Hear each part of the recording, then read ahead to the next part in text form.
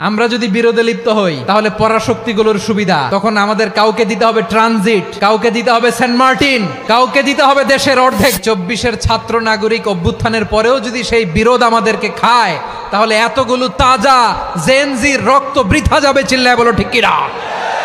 মনে রাখবেন, যখন আমি একা থাকি তখন আমি ব্যক্তি, যখন আমরা সবাই মিলি তখন আমরা শক্তি।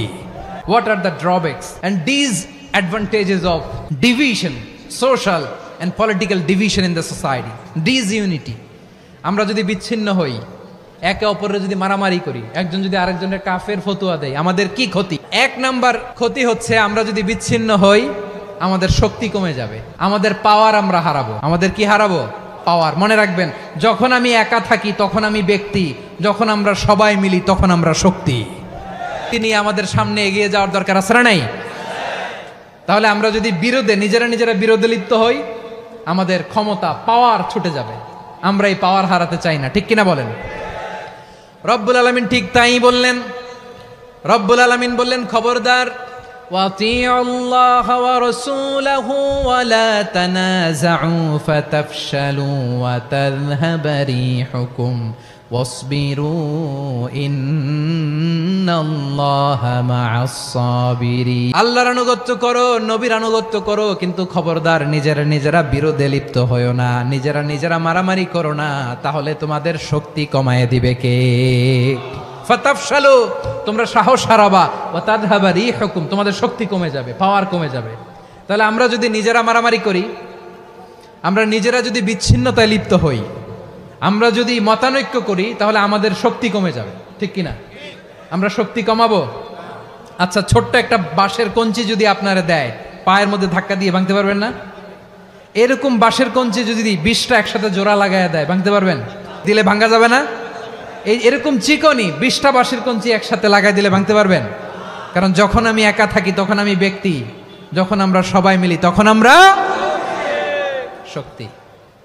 আমরা যেন শক্তি না হারাই। আমরা বিরোধে লিপ্ত হলে আমাদের শক্তি কমে যাবে। এই হচ্ছে 1 নম্বর ডিসঅ্যাডভান্টেজ। 2 নম্বর ডিসঅ্যাডভান্টেজ হচ্ছে আমরা নিজেরা বিরোধে লিপ্ত হলে অন্যরা আমাদের মাথায় কাঁঠাল ভেঙে খাইতে সুবিধা হয়। কথা বোঝেন নাই? আমরা যদি বিরোধে লিপ্ত হই তাহলে পরাশক্তিগুলোর সুবিধা তখন আমাদের কাউকে দিতে হবে ট্রানজিট, কাউকে দিতে হবে সেন্ট মার্টিন, কাউকে দিতে হবে দেশের অর্ধেক। চিল্লায় বলো ঠিক কিনা? নিজেদের প্রবলেম সলভ করার ক্যাপাসিটি আমাদের আর থাকবে না। নিজেরা বিরোধে জড়ালে পরাশক্তিগুলো আমাদের মাথায় কাঁঠাল ভেঙে খায়। তখন ভারতের পিছনে দৌড়াতে, আমেরিকার পিছনে দৌড়াতে আমাদের জুতার তলা ক্ষয় হইয়া যাইবে। নিজেদের প্রবলেম সলভ করা যাবে না। আমরা যদি অন্যের পিছনে না দৌড়াতাম আর এই বিরোধকে থামাতে পারতাম, বাংলাদেশ আজকে যেখানে আছে তার কমপক্ষে 50 গুণ সামনে থাকতো। চিল্লায় বলেন ঠিক কিনা?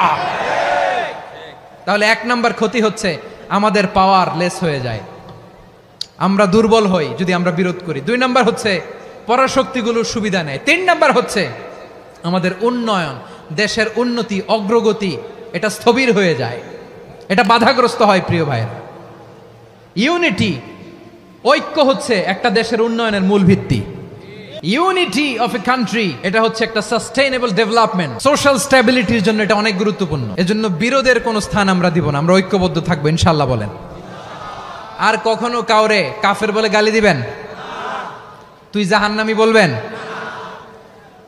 ঝগড়া লাগলে লাগাই দিবেন? তাহলে কি করবেন? মিলায় দিব। আওয়াজ করে বলেন, কি করব? প্রিয় ভাইয়েরা, এই বিরোধ গত 50 বছর তো আমরা দেখেছি, ধর্মীয় অঙ্গন বলেন, সামাজিক অঙ্গন বলেন, রাজনৈতিক অঙ্গন বলেন, এই বিরোধ আমাদেরকে শেষ করে দিয়েছে। এই 24-এর ছাত্র নাগরিক অভ্যুত্থানের পরেও যদি সেই বিরোধ আমাদেরকে খায় তাহলে এতগুলো তাজা জেনজির রক্ত বৃথা যাবে। চিল্লায় বলো ঠিক কিনা? বৃথা যেতে দিতে চাই না, আমরা ঐক্যবদ্ধ থাকতে চাই। রাজি আছেন? আমরা আর কাদা ছড়াছড়ি করব না। অনেক হয়েছে, আন্না, এবার থামুন।